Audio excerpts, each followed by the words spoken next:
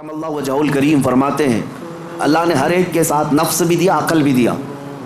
نفس کیا ہے؟ تمہارے خواہشات، اور عقل تمہیں فیصلہ کر کے بتاتی ہے۔ لیکن حضرت علی کرم اللہ وجہہ الکریم فرماتے ہیں جس کا نفس عقل پر غالب آ گیا اس آدمی سے زندگی میں کبھی خیر نہیں ہوگی، وہ کوئی صحیح فیصلہ نہیں لے سکے گا۔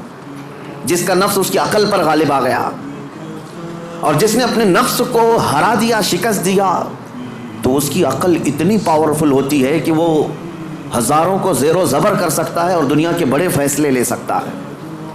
جس نے اپنے نفس کو کنٹرول میں رکھا، اپنے خواہشات کو اپنے تابع رکھا، خود اس کا غلام نہیں بنا۔ میرے عزیزو، قرآن کی ایک آیت میں آپ کو بتاتا ہوں، کتنا بڑا لفظ اللہ تعالیٰ نے قرآن میں فرمایا، توجہ، کتنا بڑا لفظ ہے یہ۔ ارأیت من اتخذ الہہ ہوا، اے محبوب کیا آپ نے نہیں دیکھا کچھ لوگ ایسے ہیں جنہوں نے اپنی خواہشات کو اپنا خدا بنا لیا۔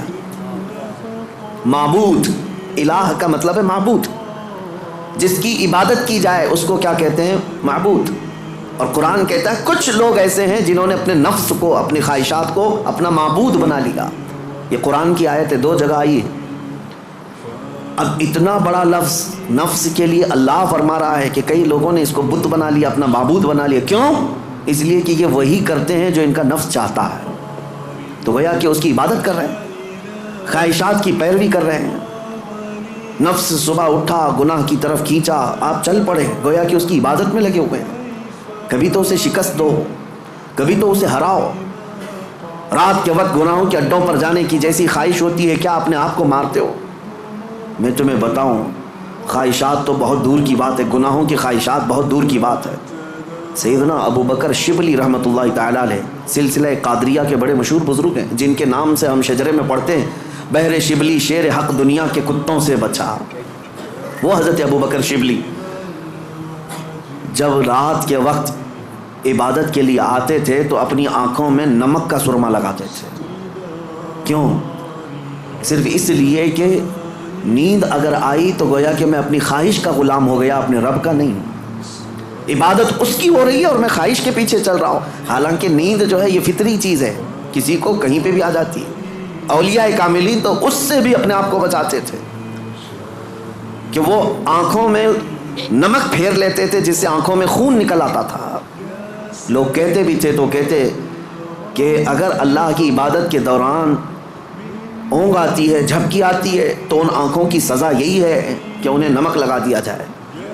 اور حضرت شاہ مینا رحمۃ اللہ علیہ لکھنؤ میں آرام فرما ہے، حضرت شاہ مینا، ان کا حال تو یہ تھا کہ جب رات کو عبادت کے لیے کھڑے ہوتے تو ایک اونچی دیوار پر وہاں کھڑے ہو کر نماز پڑھتے، ادھر بھی کھائی ہے ادھر بھی کھائی ہے، کھڑے رہتے۔ لوگ کہتے کہ نماز پڑھنے کے لیے اتنی جگہ ہے، اس دیوار پر کیوں جا کر نماز پڑھتے ہیں؟ حضرت شاہ مینا فرماتے تاکہ میں ہمیشہ اللہ کی عبادت میں مصروف رہوں، اگر نیند آئی تو میرا جسم دیوار سے نیچے آ سکتا ہے اور اس جسم کو وہی سزا ملنی چاہیے جو اپنے رب سے غافل ہوتا ہو۔ نفس کے خلاف وہ اولیاء جنگ کرتے رہے، لڑتے رہے۔ سب سے بڑی خطرناک چیز آج ہمارے ساتھ جو چل رہی وہ ہمارے خواہشات ہیں، اور میرے آقا صلی اللہ علیہ وسلم ارشاد فرماتے ہیں لا یؤمن احدکم حتی یکون ہواہ تبعا لما جئت بہ، تم میں سے اس وقت تک کوئی مومن نہیں ہو سکتا جب تک اپنی خواہشات کو میری مرضی کے حوالے نہیں کرے گا۔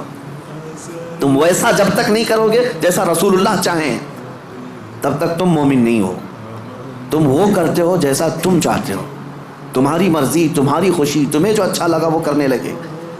یہ مومن کامل کی علامت نہیں۔ مومن کامل وہ ہے جو اپنی زندگی میں وہ کرے جو رسول پسند کرے، ان کی مرضی کے مطابق۔ میرے عزیزو، خواہشات یہ لامتناہی سلسلہ ہے، نہ ختم ہونے والا سلسلہ ہے۔ کسی بھی خواہش کا کوئی اینڈ نہیں ہے۔ کر کے دیکھ لو، تمہیں اگر دولت کی خواہش پریشان کرتی ہے تو کماؤ کماؤ کماؤ، کہاں تک جاؤ گے؟ کبھی بھی پیٹ نہیں بھر سکتا۔ نبی پاک صلی اللہ علیہ وسلم ارشاد فرماتے ہیں قبر کی مٹی ہی اس کا پیٹ بھر سکتی ہے۔ کسی بھی خواہش کا اینڈ نہیں ہے دنیا میں، جو خواہشات ہیں۔ مال کی خواہش، میں یہ نہیں کہہ رہا کہ کسی کو مال کمانا ہی نہیں چاہیے، ارے میاں زندگی گزارنے کے لیے ہر ایک کو کمانا ہے، ہر ایک کو کمانا ہے، لیکن میں جس چیز کی مذمت کر رہا ہوں غلام بن کر کے پیچھے بھاگنا. جیسے فارسی میں کہا گیا ہے خوردن برائے زندگی است نہ کہ زندگی برائے خوردن. کھانا جو ہے تمہاری زندگی کے لیے ہے، پوری زندگی کھانے کے لیے نہیں ہے. فرق دونوں میں سمجھ رہے آپ؟ مال تمہاری زندگی گزارنے کے لیے ضروری ہے، لیکن پوری زندگی مال کے لیے نہیں ہے. لیکن خواہشات کبھی ختم نہیں ہوتی. شہوت کی خواہشات، نفس جیسے جنسی عمل کے ذریعے سے اپنے جسم کو سکون پہنچانے کی کوشش کرتا ہے، وہ خواہشات بھی کبھی ختم نہیں ہوتی، کبھی ختم نہیں ہوتی. اگر اس نے اپنے اس گھوڑے کو، نفس کے گھوڑے کو آزاد چھوڑ دیا تو کہیں پر بھی اس کی خواہشات جا کر رکتی نہیں. نہ وہ ایک عورت پر صبر کر سکتا ہے، نہ 10 عورتوں پر، نہ 100 عورتوں پر. اگر اس نے اپنے خواہشات کے اس گھوڑے کی لگام نہیں پکڑی تو کہیں اینڈ نہیں ہے اس کا، کہیں اینڈ نہیں ہے. مرنے کے وقت بھی یہ خواہشات اسے گناہ کی طرف لے جا سکتی ہیں. یہ شرمگاہ کی خواہشات اور زبان کی جو خواہشات ہیں، چٹکارا جس کو کہتے ہیں، لذت، اس کا بھی کوئی اینڈ نہیں. میں نے ایک ایسے صاحب کو بھی دیکھا، ان کے بیٹے میرے ساتھی تھے. وہ تو مذاق میں کہتے تھے کہ ان کے باپ ICU میں تھے. جس دن ان کا انتقال ہونا تھا اس دن بھی وہ بریانی منگوا رہے تھے ICU میں. تو یہ تو ایک نارمل سی بات تھی، ہنس کر کے وہ کہہ رہے تھے، لیکن وجہ یہ تھی کہ وہ ایڈکٹ تھے بریانی کے، کھانے کے، گوشت کے. تو ایک لمٹ ہوتی ہے کسی آدمی کی، لیکن اگر اس نے خواہشات کو آزاد چھوڑا تو وہ کہیں پر بھی جا کر نہیں رک سکتا. نہ ICU، نہ آپریشن، نہ کوئی چیز، اسے کوئی چیز نہیں روک سکتی سوائے موت کے. موت آنے تک وہ اپنی خواہشات میں ڈوبا رہے گا، ڈوبا رہے گا. خواہشات ایک سمندر ہے، وہ ختم نہیں ہوتا کبھی. اسی لیے میرے عزیزوں، جتنا کم ہو سکے سمیٹ لو اپنے آپ کو. دنیا تمہیں ہاتھ پاؤں مارنے سے کتنی مل سکتی ہے مجھے بتاؤ. تم زیادہ سے زیادہ کس قدر اپنے آپ کو دنیا میں خوش رکھ سکتے ہو ان خواہشات کو پورا کر کے؟ کبھی نہیں. گناہوں میں یہ تمہیں ایسا برباد کر کے رکھیں گی خواہشات کہ تمہارے جسم مفلوج ہو جائیں گے. ایک دن موت کا وقت آئے گا، سارے درد تمہارے نکل رہے ہوں گے، دنیا سے جا رہے ہوں گے، لیکن ہزاروں داغ چھوڑ کر جا رہے ہوں گے زمین پر، اور اسی زمین میں دفن ہونا ہے. اس لیے اللہ نے قرآن میں فرمایا اپنے رسول سے، اے محبوب کیا آپ نے نہیں دیکھا کچھ لوگ وہ ہیں جو اپنے خواہشات کو اپنا معبود بنا لیا ہے، اپنا خدا بنا لیا ہے، اس کی پیروی کرتے ہیں. اب کرنا کیا چاہیے؟ ان خواہشات کا قتل جتنا ہو سکے اس کے خلاف جانا ہوگا. ظاہر سی بات ہے یہ رات کے وقت ذکر کی طبیعت کس کی چاہتی ہے؟ وہ لوگ جن پر اللہ فضل فرمائے، ورنہ اکثر کا جسم آرام چاہتا ہے، دنیا کی طرف جسم کھینچتا ہے، لیکن تم نے اس کو ٹھکرایا اور اللہ کے ذکر کو اپنایا. یہ آپ نے اپنے خواہشات کے خلاف کیا ہے. اس کے اجر میں کیا ہے؟ سیدھے قرآن کہتا ہے جنت اس کا ٹھکانہ ہے، جنت اس کا ٹھکانہ ہے. حضور پاک صلی اللہ تعالیٰ علیہ وسلم فرماتے، جانتے ہو اپنے صحابہ سے اللہ کو سب سے زیادہ پسندیدہ چیزیں کیا ہیں؟ اللہ سب سے زیادہ کیا چیز پسند کرتا ہے بندوں میں؟ اس میں حدیث پاک میں ہے ننگوں کو کپڑا پہنانا، بھوکوں کو کھانا کھلانا، یہ اللہ کو بہت پسند ہے. لیکن ایک اور چیز ہے، رب تعالیٰ فرماتا ہے جب دنیا سو رہی ہو اور تم کھڑے ہو جاؤ اللہ کی بارگاہ میں. یہ اس کو اتنا پسند ہے رب تبارک و تعالیٰ کو، سارے عمل میں، ساری اداؤں میں اسے پسند ہے. کیوں؟ خالص بندہ رب کے لیے کھڑا ہوا ہے، ساری خواہشات کو چھوڑ کر کے، خواہشات کو چھوڑ کر. اب آؤ، جن لوگوں نے خواہشات کی پیروی کی ان کی ایک چھوٹی چند مثالیں میں آپ کے سامنے رکھتا ہوں. ایسی ہلاکت کہ سب کچھ ختم ہو جاتا ہے. میرے عزیزو، سلطان الاولیاء سیدنا غوث اعظم جیلانی بغدادی رضی اللہ تعالیٰ عنہ ارشاد فرماتے ہیں، جس شخص کو اپنی خواہشات پر قابو نہیں، اس کا نفس اسے کفر تک لے جا سکتا ہے، اس کا نفس اسے شرک تک لے جا سکتا ہے اور اسے کافر بنا کر دنیا سے لے جائے گا.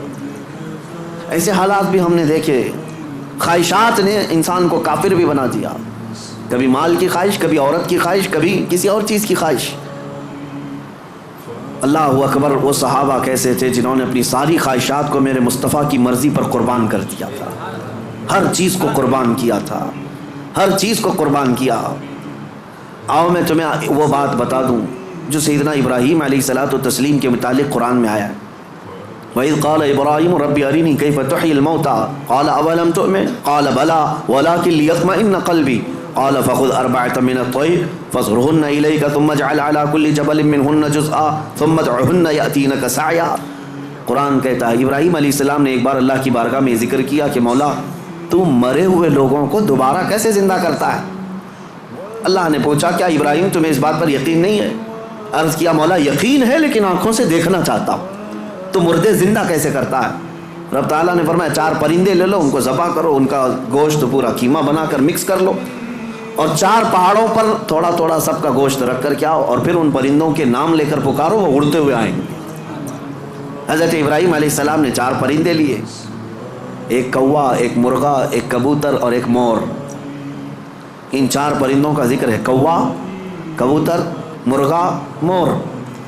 یہ 4 پرندے ذبح کیے، سب کا گوشت مکس کیا اور 4 پہاڑوں پر رکھ کر آئے اپنی جگہ پر۔ ان کی سب کی منڈیاں ان کے پاس تھیں، سر ان کے پاس تھے۔ پکارا ان پرندوں کا نام لے کر، ہوا میں وہ قیمہ اڑتا گیا، اپنے اپنے جسم سے ملتا گیا اور آ کر اپنے اپنے سر سے جڑ کر پورا پرندہ بنا۔ قرآن پاک میں یہ ہے واقعہ۔ سبع سنابل شریف میں میر عبد الواحد بلگرامی رحمۃ اللہ علیہ اس واقعے کو لکھ کر کے اب ارشاد فرماتے ہیں، کیا کبھی تم نے یہ سوچا کہ ابراہیم علیہ السلام نے وہ 4 پرندے کیوں لیے؟ کون سے؟ کوا، کبوتر، مرغا، مور۔ یہی 4 پرندے کیوں لیے؟ انہی کو ذبح کیوں کیا؟ اور رب تعالیٰ کی قدرت کا مشاہدہ کرنا تھا۔ مری ہوئی چیز کو زندہ دیکھنا، آنکھوں سے مشاہدہ کرنا، یہ معمولی چیز تو نہیں ہے۔ اللہ کی قدرت کو دیکھنا ہے اپنی آنکھوں سے۔ یہ دیکھنے کے لیے کیا کیا ابراہیم علیہ السلام نے؟ 4 چیزوں کو ذبح کیا، اور وہ 4 خاص پرندے ہیں۔ تو حضرت عبد الواحد بلگرامی فرماتے ہیں 4 پرندوں کی 4 خصوصیت ہے، 4 پرندوں کی 4 خصوصیت۔ کوا، اس کی خصوصیت لالچ ہے، کوا لالچی بہت ہے، اس کا پیٹ کبھی بھرتا نہیں، کبھی پیٹ نہیں بھرتا، اس کے اندر لالچ زیادہ ہے۔ اور مرغا، مرغے کے اندر شہوت زیادہ ہے، مادہ کے لیے، اپنی عورتوں کے لیے شہوت بہت زیادہ ہے مرغے کے اندر۔ اور تیسرا کبوتر، کبوتر کے اندر دوستی کرنے کی عادت بہت ہے۔ سارے پرندوں میں جلدی دوستی یہی کرتا ہے، جلدی مانوس ہوتا ہے، فرینڈ بنانا یہ کبوتر کی عادت ہے۔ چوتھا مور، مور کو اپنی خوبصورتی دکھانے کی خواہش بہت زیادہ ہے، نمائش، دکھاوے کی عادت اس کو بہت زیادہ ہے۔ جب 4 لوگ کھڑے ہوں گے اپنے پر کھول کر کے ناچتا رہے گا، اس کی خوبصورتی دیکھو۔ اب حضرت میر عبد الواحد فرماتے ہیں 4 پرندوں کی خصوصیتیں پتہ ہے؟ کوے کی لالچ، مرغے کی شہوت، کبوتر کی دوستی اور مور کی نمائش۔ فرماتے ہیں حقیقت میں ابراہیم علیہ السلام نے جانوروں کو ذبح نہیں کیا، ان کے اندر موجود بری عادتوں کو ذبح کیا۔ ابراہیم علیہ السلام نے کوے کو نہیں لالچ کو ذبح کیا، مرغے کو نہیں شہوت کو ذبح کیا، کبوتر کو نہیں بلکہ ایرے غیرے کی دوستی کو ذبح کیا، مور کو نہیں دکھاوے کو ذبح کیا۔ اور جب بندہ یہ 4 بری عادتوں کو ذبح کرتا ہے، مولا اس کو اپنی قدرت کے مشاہدے کراتا ہے۔ رب تبارک و تعالیٰ کی قدرت کے وہ مناظر دیکھ سکتا ہے، مردوں کو زندہ کیسے کیا جاتا ہے یہ دکھایا جائے گا۔ اس آیت میں ایک بہت بڑی عبرت کی بات ہے کہ اللہ کے نبی کو یہ حکم دیا گیا۔ اس طرح میرے عزیزو، اگر ہمارے اندر موجود یہ خواہشات، یہ سب کا تعلق خواہشات سے، لالچ، شہوت، دوستی اور ریاکاری، سب کا تعلق نفس سے ہے، یہ سب کا تعلق نفس سے ہے۔ لالچ کو ختم کر لو، شہوت کو ختم کر لو، کنٹرول میں رکھو۔ اور دوستی کے لیے بہت سارے لوگوں کو برا لگ رہا ہوگا، کیا دوست نہیں بنانا چاہیے؟ یقیناً دوست بناؤ، میں آپ کا دوست ہوں، آپ میرے دوست ہیں۔ یہ دوستی کس بنیاد پر ہماری بنی ہے؟ صرف اور صرف اللہ اس کے رسول کی بنیاد پر۔ جو دوستی اس بنیاد پر بنی ہو وہ دوستی جنت تک لے جائے، اور جو دوستی صرف حرام کاریوں کی بنیاد پر بنی ہے، قیامت کے دن کچھ لوگ تو بیچارے یوں ہی جا رہے ہوں گے دوزخ میں، وہ کچھ کیے نہیں تھے، وہ یوں ہی جا رہے تھے۔ کیوں؟ قرآن کہتا ہے وہ چلا رہے ہوں گے، یا ویلتا لیتنی لم اتخذ فلانا خلیلا، اے کاش میں فلاں کو دوست نہیں بنایا ہوتا تو اچھا ہوتا، اس نے گناہ کیا، پکڑ میری بھی ہو رہی ہے، پولیس چھاپا مارتی ہے، اور جو گناہوں میں ملوث ہے یا غیر قانونی کاموں میں ملوث ہے اس کو تو دھر دبوچتی تو ہے ہی ہے، لیکن پھر کنیکشن دیکھتی ہے کس کے ساتھ، یہ کس کے کانٹیکٹ میں تھا، پھر ٹریک کیا جاتا ہے، کہاں ٹریک کر کے اٹھاتے رہتے ہیں۔